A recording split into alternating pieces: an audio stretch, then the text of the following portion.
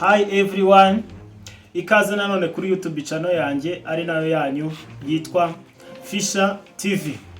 Ndagushimira wowe wakanze kuri subscribe, ndagushimira wowe udahwema gukurikirana ibiganiro byacu umunsi ku munsi, wowe ujye utugira inama y'ibyo twakora ndetse ukadusangiza n'ibindi bintu byiza wumva twageraho. Ndagushimiye.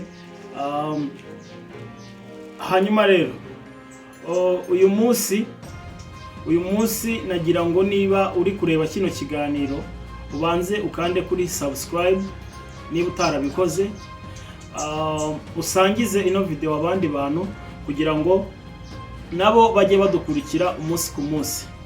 Hanyuma rero tudatinze rero, nkuko mubizi tumaze igihe tudaherukana, ntabwo twaherukanaga cyane nkuko hano ducishaho ibiganiro byinshi birebana n'uburezi, ibiganiro byinshi birebana no kwiga ndetse no kwigisha, ku nama duha abarimu, ku nama duha abanyeshuri ndetse no ku nama duha abandi bantu bagira naho bahurira n'uburezi. Uyu munsi rero nabwo twagarutse kuri cya kiganiro cyacu n'ubundi kijyanye n'uburezi. Turaza kubaha inama nyinshi, turaza kuganira ku biganiro byiza. Uno munsi ikiganiro cyiza cy'uno munsi uze kukireba kuva gitangiye ndetse no kugeza gishoje. Iyi video uze kuyirangiza kandi uyisangiza n'abandi bantu.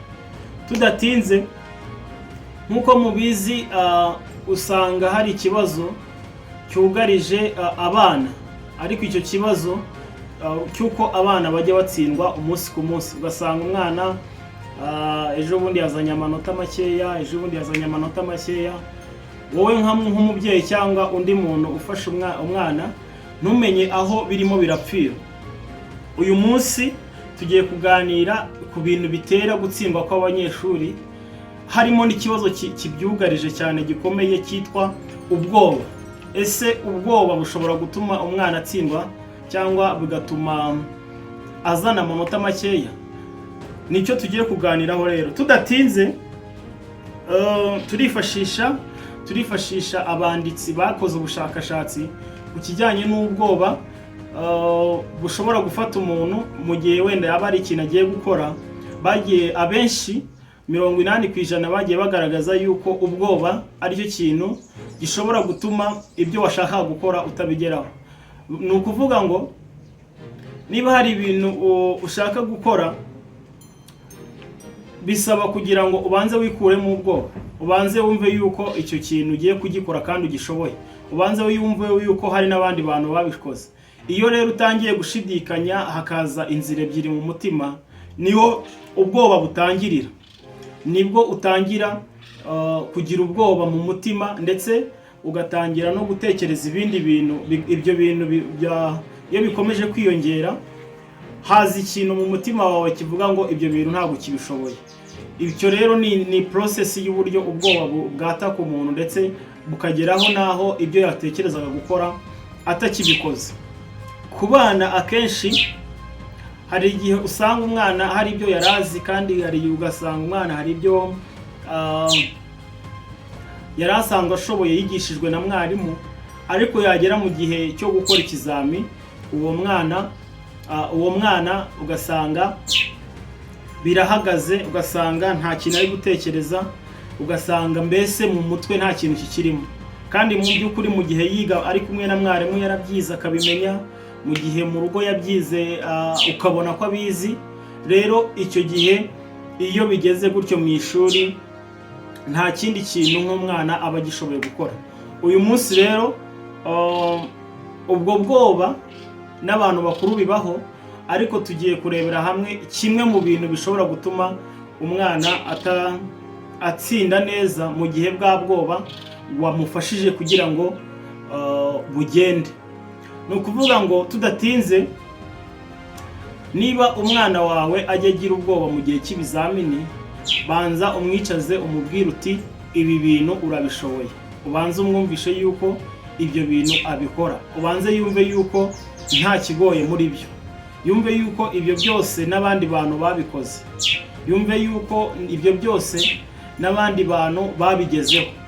Umuha urugero ku barimu biwe, umubwire uti dore na runaka yarabikoze, dore na runaka yarabikoze, none ari kukwigisha.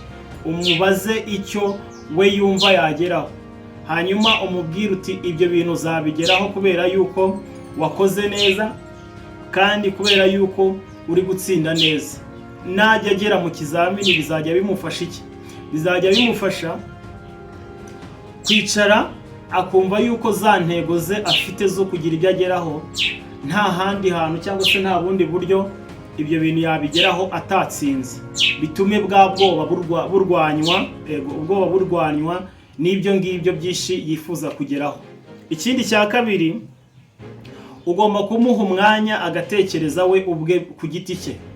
Ntibibe yuko ibyo we ari kwiga cyangwa ibyo ari gusubiza ari wowe byose wabimutsindagiyemo. Ubundi akenshi natwe bakuru bitubaho.